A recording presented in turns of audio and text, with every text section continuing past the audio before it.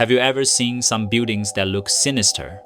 There is a passenger transport terminal shaped like 3 coffins, a residential complex shaped like 3 sticks of incense, a bank tower shaped like 6 red candles, and a financial building shaped like a giant cleaver. They all look very inauspicious, don't they? Think about it. If even you can see it, do you think those businessmen who are much more calculating than you wouldn't notice? As a practitioner of cultivation, I can clearly sense which buildings emit turbid energy, and I can also guess why those businessmen choose to construct such buildings. I think many people have heard a saying that such buildings are borrowing luck, taking the fortune of ordinary people and transferring it to themselves. In fact, this saying is not entirely accurate. Good fortune is not directly borrowed from others, but rather obtained by treating this group of people as bargaining chips and making a deal with those unseen supernatural forces, thereby receiving their assistance. And this assistance appears as if one has gained good luck. Alright, with this point understood, next I will talk about the different shapes and layouts of buildings, the principles behind their transactions with supernatural forces, and the extent of harm they cause to ordinary people. From what I have seen so far, the common building shapes and layouts that carry supernatural energy can generally be categorized into 5 types. Let's begin with the first architectural type, which I call the butcher's knife style. A best case in example is the Bank of China Tower in Hong Kong, designed with 9 blade-like edges to weaken the colonizers, the governor, the British troops, and HSBC. And it ultimately succeeded. The governor suddenly passed away, the British colonizers withdrew from Hong Kong, and HSBC's stock price plummeted. This is a building I often use as an example, and I have previously given a dedicated talk about the Bank of China Tower. By the way, if there are cases of foreign buildings you would like me to analyze, you can share them in the comments section. As for the principle behind the butcher's knife style buildings, what I explained before is that flowing turbid energy clings to the structure, eventually converging, compressing, and being released at the intersections. The sharper the angle of the building, the stronger the baleful energy. The larger the building, the wider its radiation. If you encounter such a building in your daily life, remember to avoid its edge. And it's not enough just to avoid standing directly in front of the blade. If, in your vision, it looks sharp and piercing to the eye, then it carries baleful energy and it has the power to harm you. Now, let's do a mind experiment. Suppose you want this building's attack power to be 2,000, but the turbid energy the city can gather is only 500. Then the power is greatly reduced, like forging a dull blade. So, how can we ensure that the supernatural power becomes significant? The answer is borrowing strength. The first and most direct way is to let high-level supernatural beings reside inside. In this way, the building will possess powerful, turbid, and baleful energy. In fact, many skyscrapers are inhabited by formidable supernatural forces. I have visited some commercial towers where, although untrained people might not sense it, there is the oppressive feeling of great demons crouching on the ceiling, staring down at everyone. Often, the moment I step through the entrance, I immediately want to run away because the damage to life energy is overwhelming. The second method is to use materials that inherently carry turbid energy to construct the building. For example, as I mentioned before, substances like meteorite, iron, or lightning-struck wood are materials that ordinary people may often come across, and they naturally carry turbid energy. But beyond these, there are also many chemical materials imbued with toxic baleful energy that ordinary people cannot access. By using such materials, the building can be forged into an evil blade. And then there is the least effective method, which is simply altering the building's color or shape, for example, using dark tones, metallic hues, or sinister designs. to make it more appealing to bloodthirsty negative entities. In short, in the end, this great evil blade has been forged. So, what is this blade used for? Who wields it? The answer is, whoever benefits from it, uses it. Why do I call it the butcher's knife style? Because demons are the knife and chopping block, while humans are the fish and meat. The great cleaver is essentially a platform for exchange, and since it is a transaction, we must understand what the needs of both parties are. First, for supernatural forces, they are not on the same dimension as humans, nor are they the same species. What they care about are resources for cultivation, what we might call qi resources. Only useful energy can help them climb the pyramid of the spirit world. From the perspective of the invisible dimension, human vitality is a decent energy resource. Note that I said decent, not the only, nor the greatest. Just like coal mines, gold mines, or rare earth mines, human vitality is like coal mines, not very valuable, but vast in quantity. However, it is not easy for supernatural forces to plunder vitality directly from healthy individuals. For example, as I mentioned before, they may involve themselves in protecting businesses related to gambling, drugs, and prostitution, so that people gradually fall deeper into corruption, allowing these forces to harvest the life energy released in the process. But if a great cleaver-like building can be constructed, it can directly cut on a large scale, scraping off the vitality of a whole group of people, thereby making the process far more efficient. Second, for certain elites, they know that supernatural forces exist. They know that these forces can give them the good fortune they desire, and they also know what those forces need, as well as how they can fulfill those needs. Naturally, there will be cooperation between them. We cannot expect a group of people who lack moral conscience to uphold boundaries that never existed in the first place. Just as the saying goes, man dies for wealth, just as birds die for food. As long as supernatural forces exist, cooperation between humans and these forces will inevitably exist, and it always has. It is also important to note that cooperation does not mean two people shaking hands and talking. Cooperation refers to a kind of knowledge. What knowledge? The knowledge of building a bridge to mysterious forces. This includes how to contact them, how to use their power, and how to ensure that only oneself can make use of that power.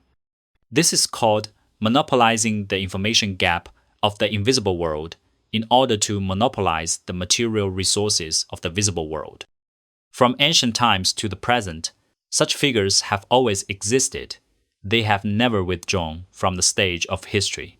For example, the Freemasons, the Illuminati, and so on. People may think they are simply superstitious theists, but in reality, there are enormous interests involved. This is the ugly side of human nature's pursuit of profit, not genuine faith. From ancient times to the present, this knowledge has never been known to ordinary people, simply because real good things don't fall to you without cost. Based on this simple underlying logic, the entire chain of practical, esoteric knowledge has been completely monopolized and shut off. This isn't hard to be understood, is it? So, coming back to our discussion, the popular saying about borrowing luck is not accurate. Usually, it is only businessmen who don't truly understand these matters that believe in such claims. In reality, you must first know an intermediary in order to make contact with supernatural forces. Then you spend money to set up a banquet table, inviting the supernatural forces to sit down and eat. Once they are satisfied, they will in turn support you, helping you seize new opportunities at certain key moments or get through difficult times. To outsiders, this appears to be unshakable good fortune. For this first architectural type, my evaluation is that its level of malice is 4 stars. Next, let's talk about the second type, the offering platform style. If you see certain buildings shaped like incense sticks, try shifting your perspective a bit, moving back to a more central angle, and you will see who is offering incense and who is consuming it. Generally speaking, those being consumed might be the people inside that incense-shaped building, or they could be the people in the area behind it. However, most of the time, what I see with this approach is simply the wishful thinking of certain businessmen. They only copy the form and perform the act of offering incense on their own, believing they can exchange one thing for another. In reality, they haven't even found a trading partner. As a result, such buildings are often ineffective, nothing more than an empty form, with no supernatural forces actually coming to the table to eat. Next are buildings shaped like coffins, which are indeed quite evil. The reasoning behind this is simple. Just as some people are attracted to trendy toy shops, some to haunted houses, and some to bars and nightclubs, the spirit world is full of countless strange entities, each with its own preferences. So, coffin-shaped buildings do indeed attract certain spirits to dwell inside. But that is all. If no trading partner is found, humans still cannot obtain any good fortune from it. In summary, the level of malice for the second architectural type is 2 stars. Next, let's talk about the third type, the worship style. If a tall building or a residential complex faces toward a distant religious structure, then that is a worship style building. Don't think this is something sacred. As I've said before, achieving the state of an immortal, a Buddha, or a sage may happen in the mountains, but not necessarily in religious sites. Those places bustling with incense offerings are always filled with ordinary people spending money to pray for supernatural forces to grant their wishes. These people never care whether it is a true God or not, as long as it can fulfill their desires and protect their success. They regard it as a good God. So such buildings only attract demons and evil spirits. If you look them up, aren't those places all dark and eerie, with a kind of greasy, murky, numbing feeling? That's typical demonic energy. To put it plainly, every single religious site has at least one negative supernatural force stationed there. Next, I want to share a piece of esoteric knowledge. In the field of mysticism, in other words, in the invisible world, the line of sight is a very important element. It is precisely because something is seen visually that two separate beings are able to notice each other, become aware of one another, and then begin to interact. Moreover, the more visually striking something is, the more attention it draws. It's like the dishes on a dining table. Most of the plates are placed at an angle, set far away from you, or off to the side. But there is one plate positioned neatly right in front of you, at just the right distance.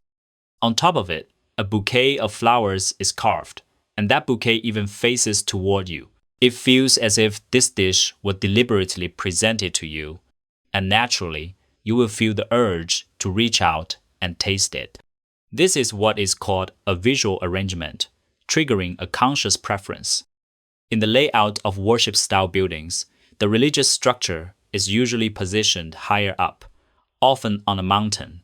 When a supernatural force looks down from the mountain, it sees a cluster of buildings with balconies and windows all facing directly toward it, allowing it to clearly see the people inside.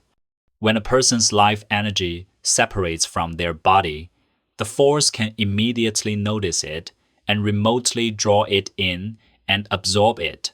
Very convenient. If this residential area happens to be surrounded by butcher's knife-style buildings that help scrape away people's life energy, then it becomes even more perfect. For this third architectural type, my evaluation is that its level of malice is 3 stars.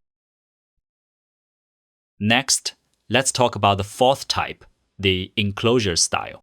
Its level of malice is 5 stars.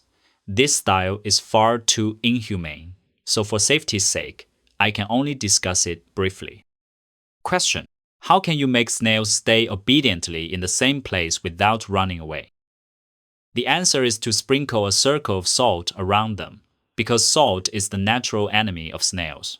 However, this method of sprinkling salt is too obvious. Its purpose is clear at a glance, and the snails would surely unite and work together to escape. So then, how can you make snails come into contact with salt without realizing it, weakening their vitality so they can't run away, yet still allowing them to keep producing value? The method is to create an environment that looks suitable, place fresh food in the middle, and secretly soak the soil with diluted salt water.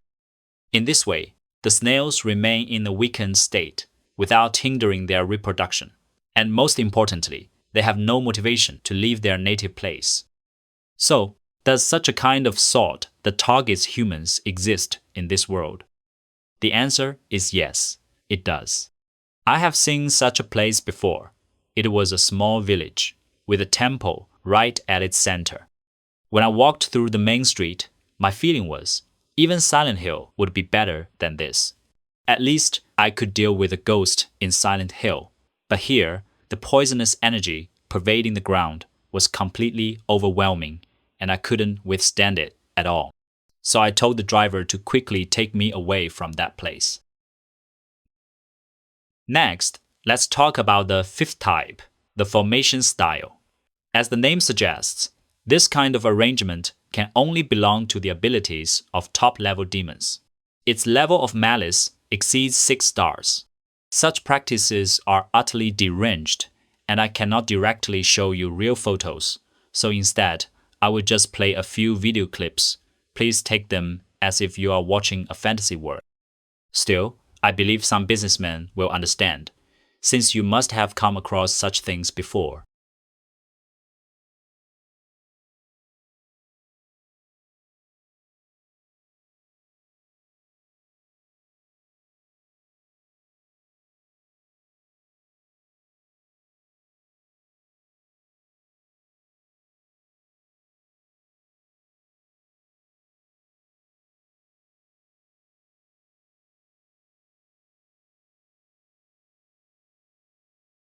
That concludes my explanation of the 5 architectural types. In summary, ordinary people, mortals, are simply being consumed twice over. If you do not practice cultivation, you are like a frog being boiled in warm water. And what is the final outcome of the frog in warm water? It can no longer struggle and eventually dies. Life and death are your own matter. At the most, God and the deities may pity you, but they will not intervene. The key lies in whether you wish to redeem yourself. Some people have said before, Aaron, you are scaring everyone into practicing cultivation. But in truth, I really don't care whether people practice or not. Your life and death are your own matter, and have nothing to do with me. I've said long ago that my guiding others comes purely from the sentiment of being a cultivator. It is not directed at any individual practitioner, but at the collective of those who walk the path of cultivation. Many people don't know this, but among the numerous emails I receive, there are many people asking me how to cultivate. Most of the time, I do not reply.